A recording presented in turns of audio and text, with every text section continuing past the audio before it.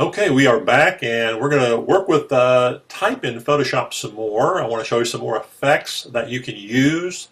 Really very helpful in doing different things with the type. And so I'm going to eliminate some of this text first of all in this image, and I'm going to increase the size. And whenever you want to move anything around on a layer, you want to make sure that you use the arrow tool and make sure you have your layer selected and just move that to where you want to move it.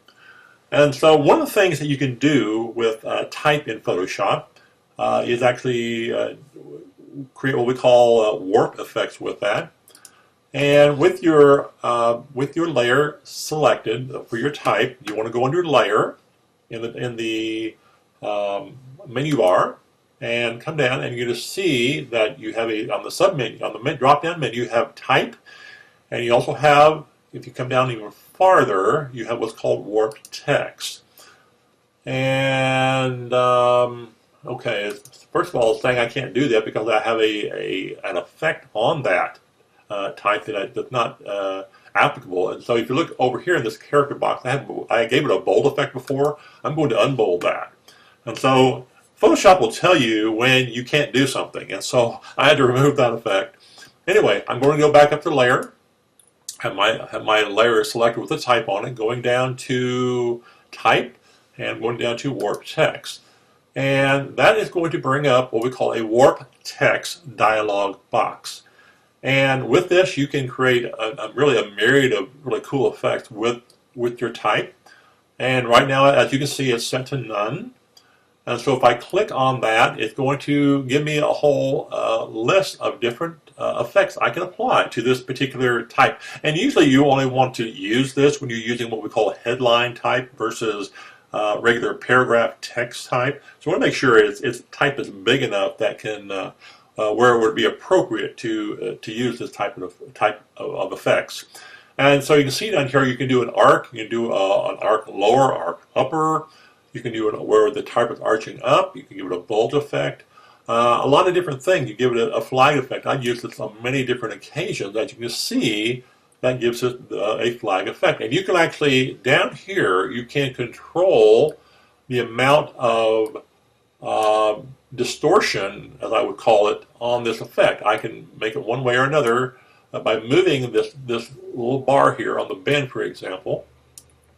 I can make that flow the other way. You can also get what we call a horizontal distortion and a vertical distortion. I haven't really used that too much or need to use that too much, but again, it gives a certain effect that you may find or may not find appropriate depending on what you're working on.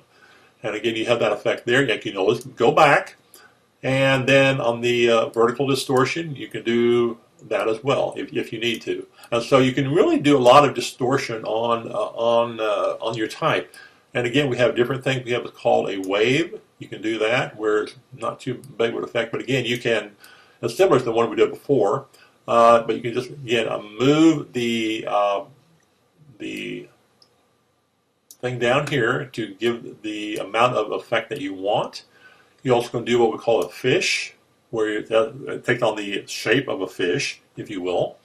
And again, you can distort that and however you need to. So really, it's got a lot of cool effects in that case. And coming down here, you can do what's called a fisheye. I think you've seen that fisheye effect where it's something really distorted, and that's kind of a cool effect you can do on that. And let's see, you can do it at what's called an inflate. You can also do a squeeze, where look at the type is being squeezed, and you can do what's called a twist.